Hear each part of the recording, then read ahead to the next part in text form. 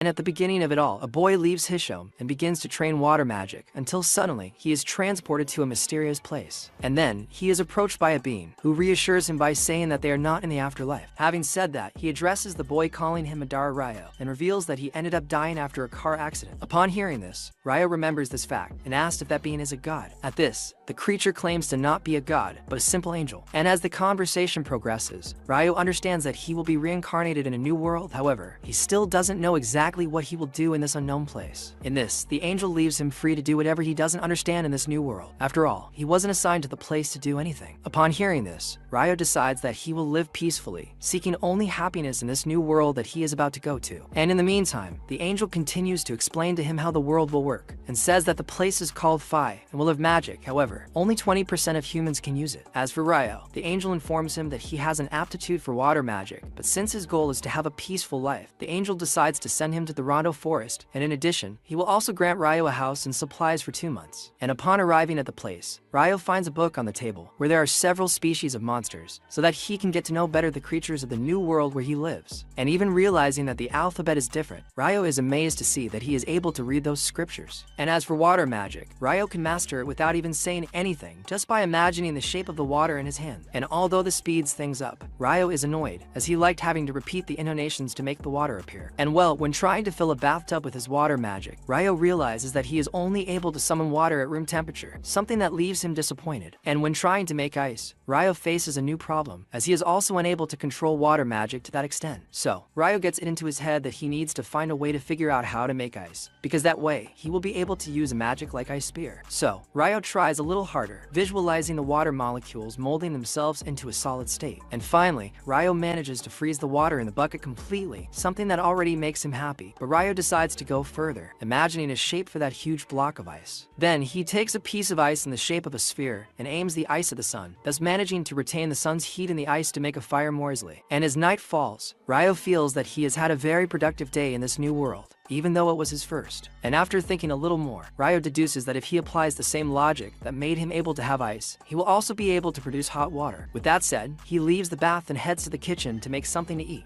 And during the meal, Ryou remembers that he will only have supplies for 2 months, which means he should start hunting soon. And since he only has a simple knife, Ryou deduces that he will need to master some attack magic. Therefore, to guarantee his safe and peaceful life, he will need to train to be able to defend himself. With that, Ryou leaves home and begins to train the water ball magic to be able to attack the possible enemies that appear in his path. And after practicing a little, Ryou manages to throw his first water ball and celebrates this new achievement. However, he realizes that this attack will still not be very effective, since it is very weak. At this, Ryou becomes slightly upset, but since he already senses that this could happen, he doesn't let himself get to shaken. Furthermore, Ryou remembers that he can use the water jet, an attack much more effective than the water ball he just launched. But when trying to use this new magic, Ryou shoots a weak jet of water from his hands, and then falls to the ground hopelessly. At this, he remembers the conversation he had with the angel about how to use magic, and the angel at the time only said that he should use his imagination. In this case, he needs to have a clear image of what he wants, and that way, the magic will be fired naturally. And as he trains, Ryou feels his magic improving a little, and then he manages to make hot water, using the opposite logic of ice production. And well, the next day, Ryou begins to train producing ice in the air, and although the process of this is very slow, he manages to succeed in his attempt to create ice in the air. And after passing this first stage, Ryou tries to throw the ice forward. However, the ice flies only a few meters away from him, and soon falls to the ground. At this point, Ryou realizes that all of his current abilities will be useless in a real battle context, since in addition to taking a long time to create ice, he still doesn't gain enough speed to generate damage, which makes his magic useless. And so, Ryou feels that he will need to train his magic more until he perfects it enough to be used in a battle context. After training exhaustively, Ryou falls to the ground feeling like he's about to faint, and then deduces that this is the feeling that occurs when one is low on mana. And after a few days, Ryou manages to at least generate ice in the air more quickly. However, he still can't throw it very far. And moving on, Ryou finds cords in the forest, and decides to keep the ore to be able to make fire more easily. During his exploration, Ryou ends up finding a wild boar in the middle of the forest. The monster starts running towards him, threatening to attack him. Ryou is paralyzed, not knowing what to do. However, when the creature gets even closer to him, Ryou throws himself to the side on reflex, managing to get rid of the boar's attack. Then, Ryou summons a carpet of ice on the ground that goes towards the boar, making it slide and fall to the ground. At that moment, Ryou notices the monster coming towards him, and then he projects ice spears in the direction the boar is going, and thus he finally manages to kill it. And when he returns home, Ryou studies a little more about the smaller boars, and discovers discovers that this is the weakest species of monster in that world, something that leaves Ryou astonished, since he had to give everything he had to defeat the creature. And as he reads the book, he finds a page that talks about a certain dragon, which is capable of destroying an entire city without much difficulty. And right below the description of the monster, there is a note warning Ryou to run if he sees one of these dragons.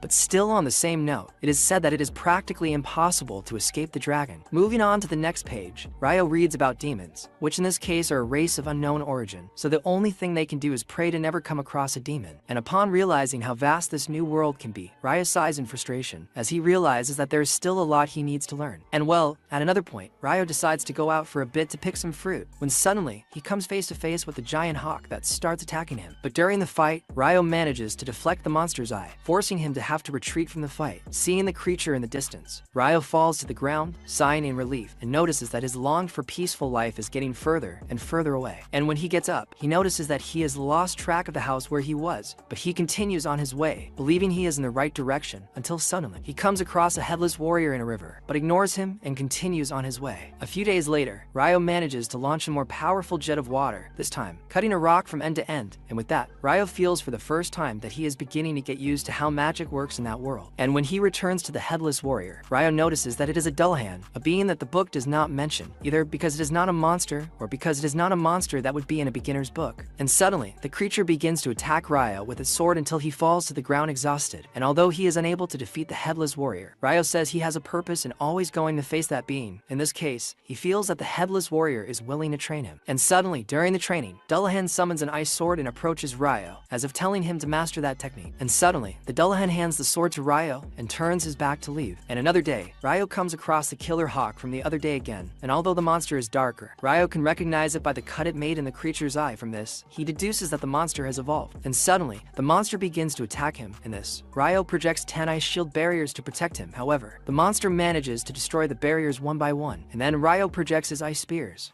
to try to play against the enemy, but before he could do so, the hawk emits a sharp roar towards the ice, destroying them instantly. In this, Ryou deduces that this power of the monster allows him to annihilate any type of magic, a power that in the hands of a monster makes him totally up. And seeing himself with nothing much to do, Ryou finally decides to use the sword he received from the headless warrior, and then begins to face the monster on equal terms. But in the end, Ryou manages to defeat the hawk, which begins to writhe, showing that he has not accepted his defeat even though he has in fact lost that fight. And even though that monster was his enemy, Ryou believes that he was able to make good use of the encounter they had. After all, he used that fight to mature and become even stronger. Therefore, he thanks the monster for having given him this opportunity to grow. And when reflecting better on that situation, Ryou realizes that the monster evolved only with the intention of taking revenge on him later. Therefore, in respect for the pride that brought the hawk to that battle, Ryou promises to give a worthy end to his opponent. But as soon as he turns to leave, he comes across a dragon, which already scares him. However, Ryou is surprised by the fact that the dragon is able to talk. At this, the dragon asks to see the sword that Ryou carries at his waist, and upon looking at the equipment more closely, the dragon realizes that it is the sword of the king of the fairies, and says that if he received this gift, it is a sign that the king likes him very much. And well, during the conversation, the dragon hears someone calling him, and before leaving, he introduces himself as Lewin, and says that they will soon see them. And in the meantime, the angel who granted Ryou to that world realizes that he ended up making a mistake, letting a secret characteristic pass in Ryou, and this characteristic is precisely eternal you. When going to the sea to catch some fish, Ryou finds a half-broken boat there, and as he approaches, he discovers a man on the ground, apparently lifeless. But when he looks to the side, Ryou finds another man on the ground, but unlike the other, he is moving. At another point, the man wakes up in a room, surprised to find himself still alive. He goes outside and wonders where he is. As for Ryou, he goes to the young man and is relieved that he's awake. Upon seeing Ryou, the young man is startled, as he couldn't sense the slightest hint of his presence. Furthermore, he notices the boy's modest attire. However, he decides to leave that subject for another time. After all, he must first thank the boy for his help. He introduces himself as Abel, and says he's very grateful to the boy for saving him. As for Ryou, he says he only brought him home, and furthermore, he feels sorry for Abel, as he was the only one who survived the boat accident. Upon hearing this, Abel tells Ryou that he shouldn't worry about those guys. After all, they were smugglers. Upon hearing this, Ryou expresses interest in learning more, but Abel's stomach begins to growl, so they decide to go get something to eat for now. During the meal, Abel asks about the boy's clothes, and Ryou says he has nothing better to wear. After all, he hasn't found any thread or fabric to sew them yet. Abel reminds him that he can simply buy them ready-made. And as he says this, Abel remembers that the boy appears to be very humble, so it's clear he wouldn't have enough money to buy his own clothes. Abel feels he's just offended the person who saved his life, and he's apprehensive about this potentially offensive comment. However, Ryou responds normally, saying that the place they're in doesn't even have people or cities, so he has nowhere to buy clothes, leaving him to make do with what he has. Hearing this, Abel deduces that the meat he's eating was obtained by Ryou through hunting, and that, by the way, it was made using the small knife that's right next to him. To this, Ryou explains that he uses the knife more for self-defense or cleaning than for anything else. After all, he uses water magic to hunt and do various other things. Upon seeing this, Abel is amazed by the boy and informs him that even in the central province, a super busy place, only about half of the population is able to use magic, so seeing a boy in such a distant place being able to use magic is something that amazes him a lot. Furthermore, Abel says that he himself is incapable of using magic. As for Ryou, he remembers that Miguel had said that the number of people capable of using magic was actually 20%, not half, but he keeps this information off the record. At this point, Abel remembers something and asks Ryou to go with him to the coast so he can confirm what he just thought. On the way, Abel continues to ponder Ryou's magic and asks if he doesn't need to use a staff. To this, Ryou says he doesn't even have one. Hearing this, Abel deduces that he at least had a staff before, but lost it and was unable to acquire another due to his extreme poverty. Realizing he's just said something stupid, Abel starts to blame himself for making such senseless comments. He tries to correct this mistake by ordering Ryou to stay behind him, promising he'll defend them if any monsters emerge. Upon hearing this, Ryou tells him not to worry, but Abel insists, saying that being protected at all times will hurt his ego.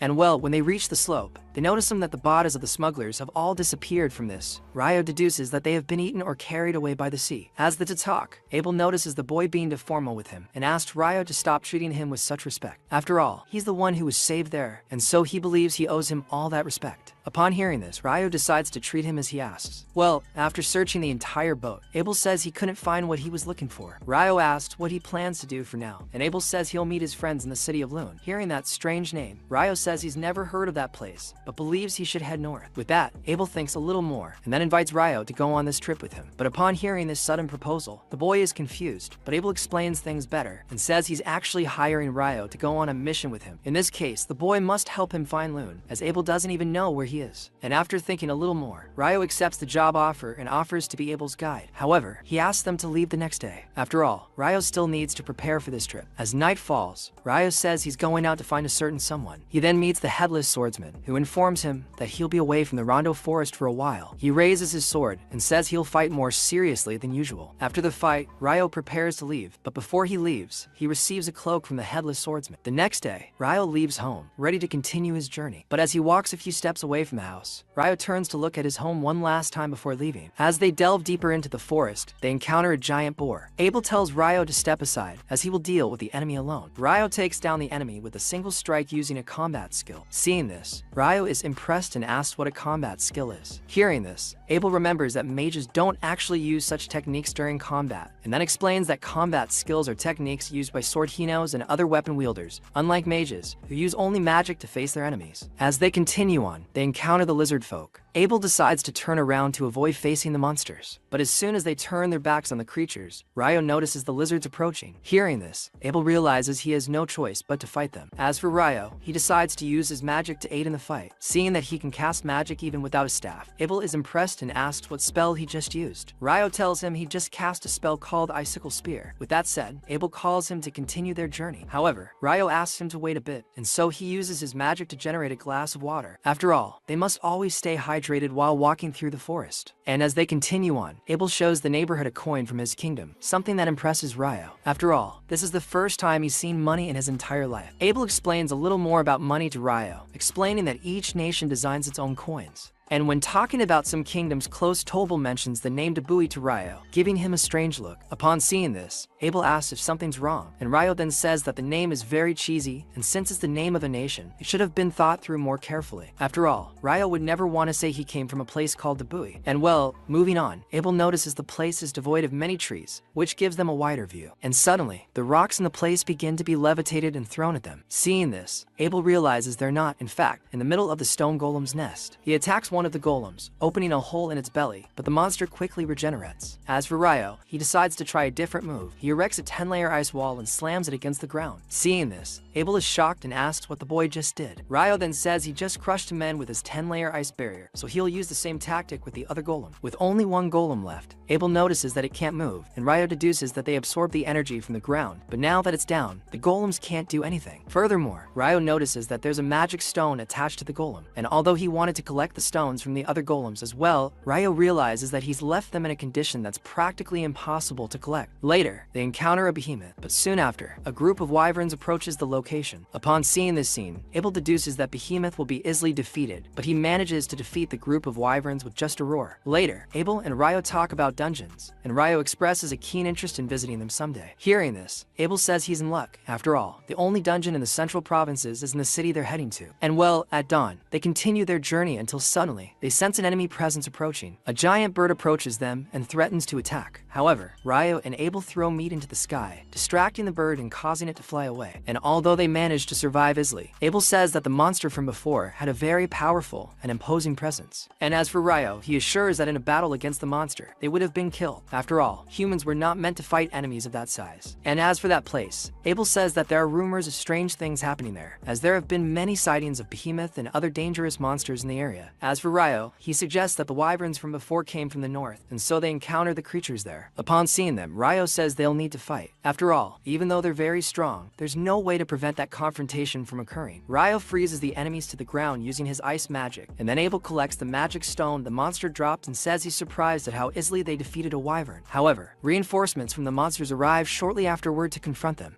And upon discovering how to take down wyverns, Ryou suggests they want to have more fun with these creatures, but Abel puts the brakes on him, saying it's best to never encounter any of these monsters, even if they know how to take them down. As they head north, Abel wonders where they are. Ryou deduces they're in the Debui Empire, but Abel explains that the Debui Empire is actually located in the north of the kingdom, so it's unlikely they've arrived there yet. Upon hearing this, Ryou still seems to be struggling with the kingdom's peculiar name, as he's relieved they're not in Debui. Hearing this, Abel is at a loss to understand Ryou's enmity toward the kingdom, especially for the reason he's already mentioned. The boy then says that Abel has it all wrong because he doesn't hate the Debui Empire, as Abel thinks, in fact, he just dislikes the name. Well, with that said, Ryou notices a road ahead of them, which appears to lead from east to west. Upon discovering this, Abel notices some familiar mountains behind him, and then says that if they continue along that road, they will reach a city called Keilati. Hearing this, Ryou is relieved, as he will finally be able to rest in a city after so long. At this, Abel notices the boy's mood change very quickly, as just seconds ago, he was eager to go after and kill more wyverns. Seeing Abel trying to catch him in a contradiction, Ryou makes it clear that he intends to do both, each in its own time. As for Abel, he only agrees with Ryou's version of wanting to relax. After all, Abel is already tired of adventures for now. Besides, he says the food in Keilati is really good, so he advises Ryou to stop thinking about battles for a bit and try the local cuisine. Well, moving on, they find a tavern and decide to stop for a bite to eat. Abel begins to talk to Ryou about these adventurers' guilds, who in turn becomes curious about the subject. Abel suggests that the boy join a guild as soon as possible, as a guild card can even serve as his ID, which in turn will save them from having to pay taxes when they go sightseeing in other cities. Having said that, Abel reminds him that he acted as Ryou's guarantor, paying him a silver. Hearing this, the boy becomes suspicious and deduces that Abel did this as a way to collect something from him later, such as demanding slave labor from Ryou. However, Abel makes it clear that he's not the jerk Ryou paints him as. Upon hearing this, the boy apologizes for having suspected something of that nature about him. As for Abel, he goes on to explain a bit more about how adventurers' guilds work, saying that the guild is responsible for purchasing magic stones and materials from monsters at a high price. While they talk, a local employee brings them their food, which in this case is curry, the famous dish from Reincarnation stories. Ryou then remembers that the protagonist of an isekai of this type usually travels a long way before finally being able to recreate that dish. However, seeing that it already exists in Phi leaves Ryou speechless, and after finishing the first plate of curry, Ryou asks the waitress for another round, and then he asks Abel if they have curry and loon too, and Abel in turn answers yes, and says he was happy to see that Ryou liked the dish. Well, the next day, the boy continues talking about the curry, saying it was fantastic. At this, Abel is incredulous that he liked the food so much.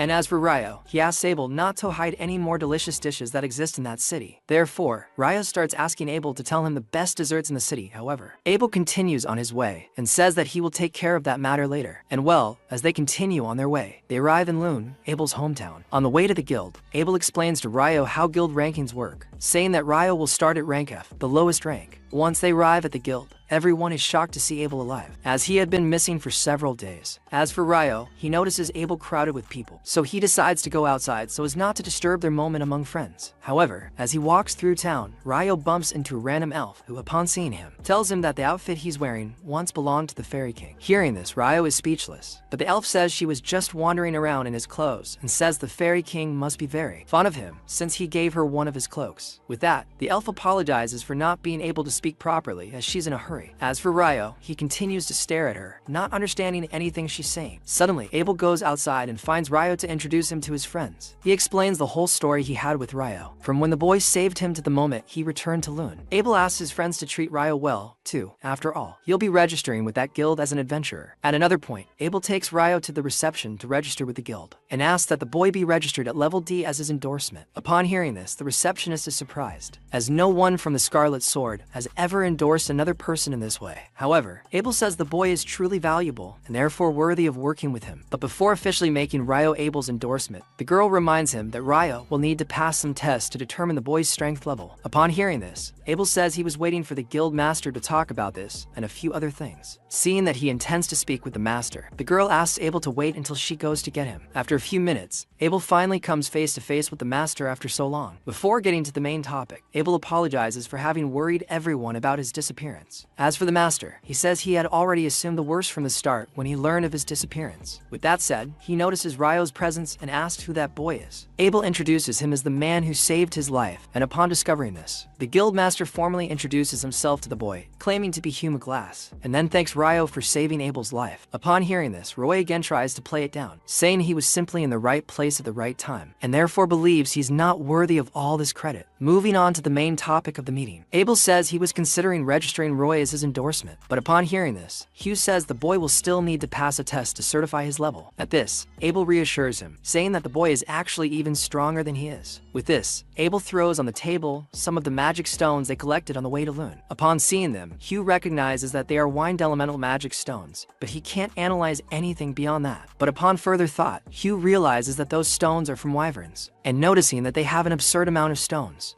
Hugh says that to achieve all that, they would have Tothan having defeated an entire army of these monsters, something that is humanly impossible, even more so for two adventurers. As for Abel, he says these wyverns were hunted south of the Evil Mountains, a place adventurers usually avoid, as most who set foot there never returned alive, since Abel and Ryou managed to return from that place. Abel believes this is more than enough proof of the boy's strength, and as for Hugh, he accepts this evidence as proof. And well, during the meeting, the room is invaded by other friends of Abel who come to see him. Just then, Roy is taken to the records room, where he is approached by Nina, who begins asking him a series of questions. And upon hearing about the dungeons during the interview, Roy asks Nina to put his name on the next course the teams will take in one of Lune's dungeons. And well, upon completing the registration, Nina hands Roy a card and then leaves the room. Meanwhile, Hugh feels as if a weight has been lifted from his shoulders. Now that Abel is back, the morbid atmosphere that had gripped the guild has completely disappeared. So, he decides to spread the word that Abel is alive. As for Roy, he's taken to the place where he'll receive his first payment for escorting Abel around the city. Abel also says he intends to buy Roy new clothes and a staff. However, upon hearing this expression, the boy, unsure of what exactly a staff is, explains that it's the item mages typically use to cast magic. But upon hearing this, Roy says he's never needed any accessories to cast his spells. After all, the only accessory he uses is his sword when he needs to face an enemy at close range. However, looking the boy over, Abel notices he doesn't have a sword. However, Roy shows him his blade, which in this case is just a small knife, which to Abel can't be considered a sword. At another point, Roy finds himself walking alone through the city, and when he stops to think about the coincidences between that world and Earth, Roy refuses to believe that all these signs are just coincidences. And well, as night falls, Ryou, Abel, and some other friends celebrate his return to Lune by getting drunk. The next day, Nina accompanies Ryou to his room. Upon arriving, they encounter some more boys. Nina introduces Ryou to them, and the boys introduce themselves as Nils and Edo. As soon as Nina leaves, Nils reveals his crush on her. However, Edo reminds him that the guild receptionists are full of suitors, so he advises Nils to give up on her. Suddenly, Nina returns to the room to bring another adventurer. The boy introduces himself as Amon. Meanwhile, Abel talks to his friends and tells them everything Roy did during the fight against the wyverns. However, Linz is skeptical, as the only one capable of doing everything Abel is describing is the Infernal Mage, a mage who was able to burn 1,000 Imperial soldiers with a single magical attack. As for one of the girls, she begins to worry that Roy might side with the Empire at some point, but Abel assures her that this will never happen. After all, Roy has already said the Empire's name.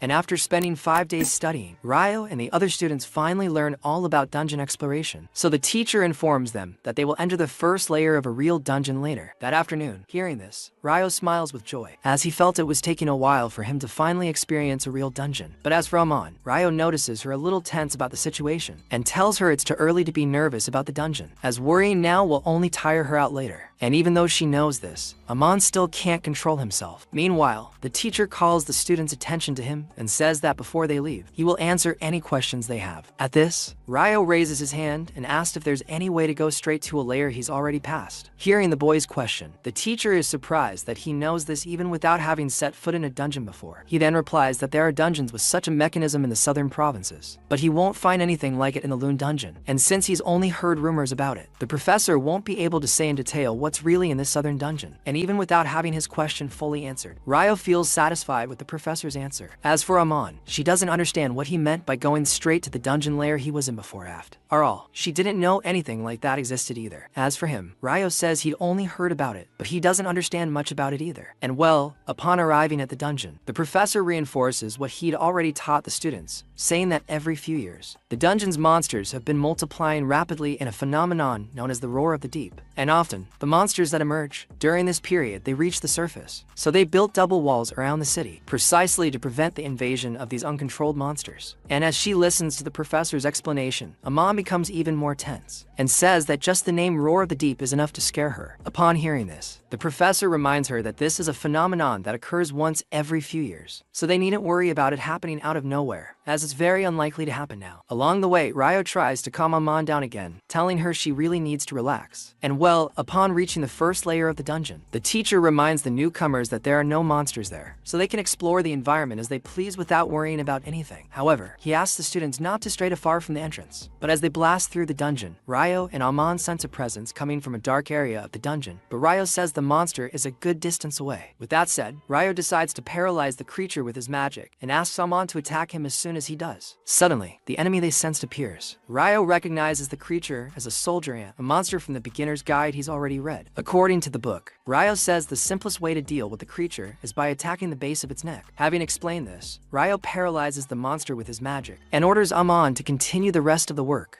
And after they defeat the first enemy off dungeon, Ryou takes the magic stone from the soldier ant and leaves the place. And to celebrate their first trip to a dungeon, the professor takes all the newbies to a tavern to drink and socialize. Edo then praises Ryou and Amon for defeating a soldier ant on their first dungeon run. However, Amon says that he actually only landed the final blow, so he gives Ryou all the credit. Hearing him be so humble, Ryou says they only won because Amon managed to land a clean hit. So he tells Ryou not to be so modest when talking about himself. Upon hearing this, Nils says they managed to get the magic stone, and for him, that's all that matters in the end. With that said, he asks what they plan to do the next day, and Amon says he'll return to the dungeon, but he still feels unsure about going alone. Upon hearing this, Ryou invites him to go down to the dungeon with him. After all, Ryou is planning on reaching the third layer. Speaking of the dungeon's layers, Ryou says he found it strange that the soldier ant appeared in the first layer. After all, it's not a natural occurrence in such an initial layer. Upon hearing this, Nils confirms Ryou's statement, informing him that the first layer of every dungeon usually has only bats and nothing else. As for Edo, he says he's only been hearing reports of soldier ant sightings in the first and second layers in the last few months. Abel explains that soldier ants can hunt tunnels down to the first layer, thus explaining why they are there even without power. Having said this, Abel introduces himself to Ryou's friends and says that the boy, despite being strong and kind, has serious personality issues. So Abel asks them to be understanding with Ryou. Hearing this, Ryou deduces that Abel is trying to incite an unnecessary fight between him and his group. Upon realizing that Abel is one of the Scarlet Sword group, everyone is astonished. Nils introduces himself as a simple F-rank swordsman who arrived in Lune. He then completely demeans himself, saying that the true hero there is Abel himself, and thus asks for the honor of shaking his hand. Upon hearing this, Abel shakes his hand but asks the boy to stop exaggerating. With that, Nils promises to do his best from now on, and without exaggerating, as he just did. As for Ryou, he asked what Abel is doing there so late at night. Abel explains that the mission he and his group accepted will take longer than expected, so they've decided to return to the city and set off on the mission closer to the scheduled date. During their conversation, Lin and Rhea show up and take Abel to the guild to register their return. And well, the next day, Amon and Ryou set off for the dungeon. After the fight ends, Ryou tells Amon that his swordsmanship friendship reminds him a lot of Abel. Upon hearing this, Amon explains that his fighting style is the Hume style, a form of fighting that originated in the royal capital. During the conversation, Ryou says he traveled with Abel to many places and always saw him practicing his form early in the morning, because even though he's a prodigy with a good sword, even he needs to maintain discipline. Another day, Ryou wakes up, but this time he goes to the library instead of the dungeon, and then Ryou buys some basic books to improve his general knowledge. Leaving the library, Ryou returns to walking the streets, until suddenly, he comes across an eclipse occurring at that very moment.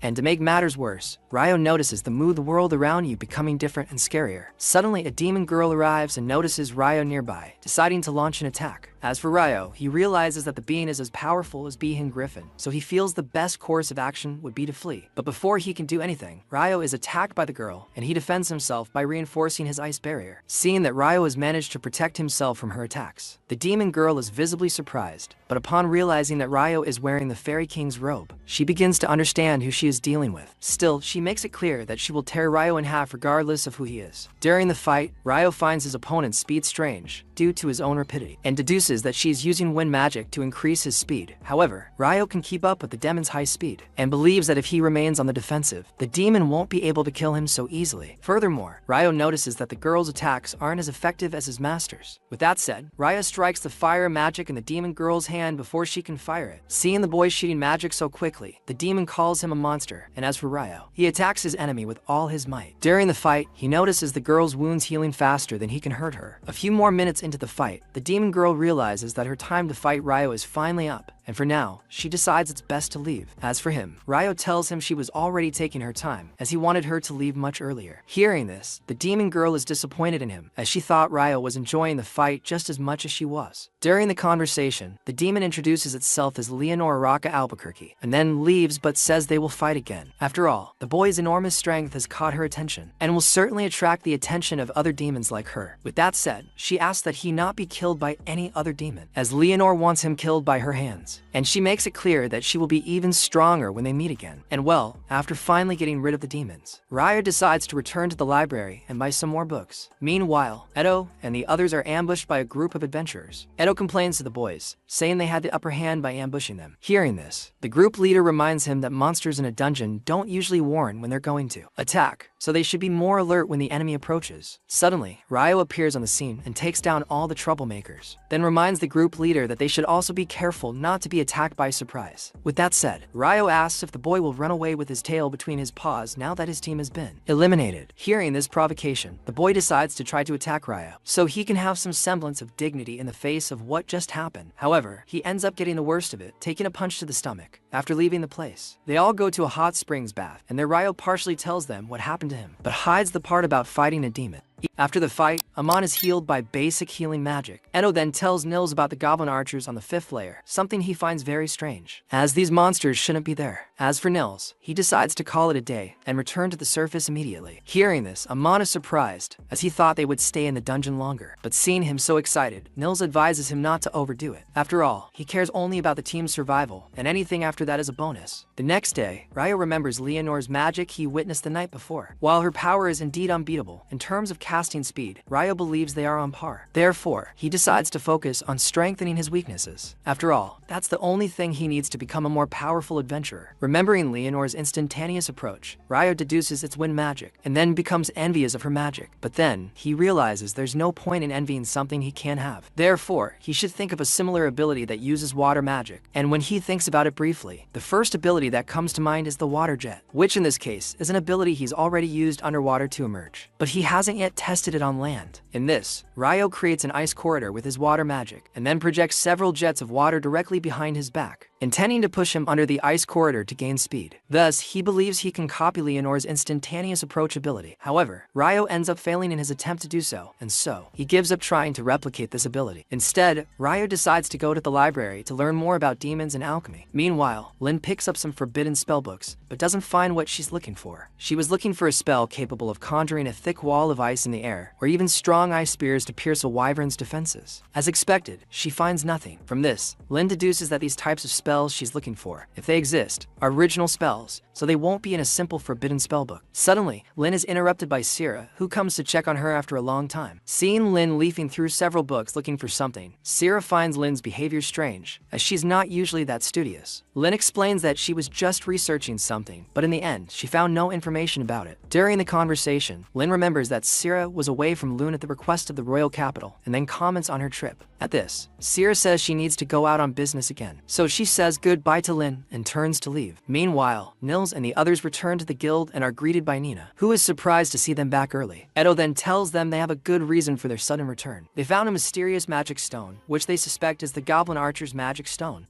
Upon seeing that stone, Nina confirms her suspicions of the group, but says that these stones have not appeared in the 5th layer for years. Upon hearing this, Edo says she was already aware of the stone's rarity, and so they decided to return to the guild quickly, as she wanted to inform everyone about this find. With that, Nina collects the stone and quickly goes to the guild master to update him. But first, Nina thanks Nils and the others for their concern in informing them about the stone, and upon learning about the matter, the guild master also finds it strange that there are goblin archers on the 5th layer of the dungeon, and believes this could be a warning sign. He then asks Nina to summon the Scarlet Sword and the White Brigade, as he has an offer to make to both groups. Upon learning of the summons, Abel complains the entire way about the White Brigade's presence. However, when he comes face to face with Phelps and his group, Abel maintains his composure. As for the guild master, he thanks both groups for their presence in his office. Then, the master briefly recaps what Nina had told him about the incident involving the goblin archers on the 5th layer of the dungeon. After hearing all the information, Abel asks how certain the information is. To this, the master claims to be 100% certain. After all, the adventurers who defeated the goblin archer returned to the guild with the monster's magic stone. Having confirmed the situation, the master orders the Scarlet Sword and White Brigade groups to enter the dungeon to investigate the incident and check for signs of the roar from the depths. In this case, this phenomenon occurs due to the explosive growth of the monster population. However, it's an event that usually occurs over years, as the last roar from the deep occurred about 10 years ago. This means they may be close to a new one. After all, the appearance of goblin archers on the 5th layer is a very strong sign of this. The guild master says he's willing to pay 100 gold coins upfront and an additional 100 after completing the quest, which in this case consists of simply checking the dungeon's status regarding this phenomenon. And as soon as they leave the place, they will set up shop in the double walls in a joint operation between the guild and the knights. Upon hearing this, Abel is astonished by the master's concern about this matter and says that his preparations are exaggeratedly advanced, almost as if he were certain the phenomenon would occur. Upon hearing this, the master reminds him that the roar of the depths is not something to be trifled with, so if they encounter this phenomenon, any preparation is welcome. Therefore, they should go to the dungeon the next morning. After hearing everything the master had to say, both groups agree to participate in the mission he gave them. The next morning, Ryou gets up early to go to the Northern Library, still intent on learning more about alchemy and demons. Upon hearing this, Amon tells him there's a forbidden section in the Northern Library, but only adventurers of rank B or higher can access this area. While this may be discouraging, Nils assures him that Ryou will soon be qualified. Upon arriving, Ryou notices that the Southern Library is larger than the former, but the atmosphere in the Northern Library feels very different.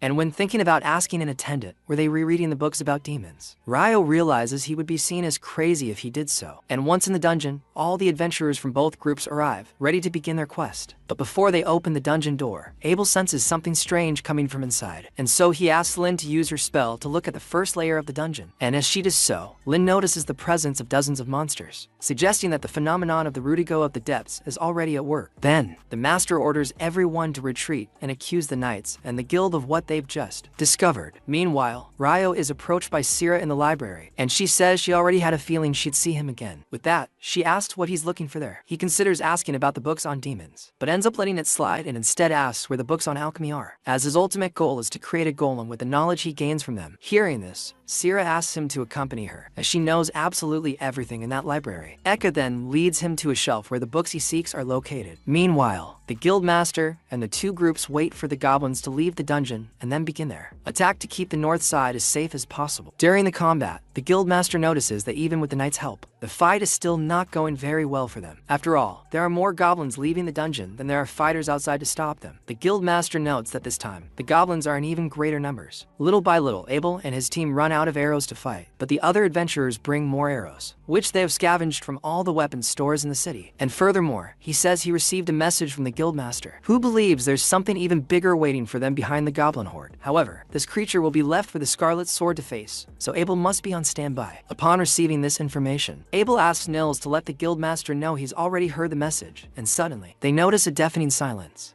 on the spot and the goblins ceasing combat, and then they deduce that the ferocious monster is about to appear. At this, the guildmaster orders the Scarlet Sword and the White Brigade to descend from the wall and attack. As they descend to the combat site, they are surprised by a goblin general, although the creature appears to be the monster that was supposed to appear. Abel tells them to remain calm and wait a bit. Just then, two other goblin generals arrive, meaning a king is behind them. Realizing the seriousness of the situation, Abel and Phelps decide to take one goblin general each, leaving the third for Rhea and Shenna to deal with. But before the combat, Abel warns everyone that they must eliminate the goblin generals immediately, because if the king appears before then, they will have serious problems to deal with. And right at the start of the fight, the Goblin King launches an air blast at them, killing his 3 generals before they can even fight, as the king's plan was to kill them along with his generals from the start. However, Abel and the others manage to evade the attack, and then begin attacking the Goblin King together. Meanwhile, the guildmaster stands from afar watching the fight, hoping they can defeat the Goblin King. After all, he's counting only on Scarlet Sword and the White Brigade to finish that thing off. Abel then pierces the Goblin King to distract him, and then Lin hits the enemy with the Hail of Fire ability, instantly defeating the Goblin King. This is too good to be true. They didn't call the protagonist. They didn't suffer. They didn't fall to the ground and get beaten. There's something strange there. Leave a like and subscribe if you want the sequel, which I bring to you. I went.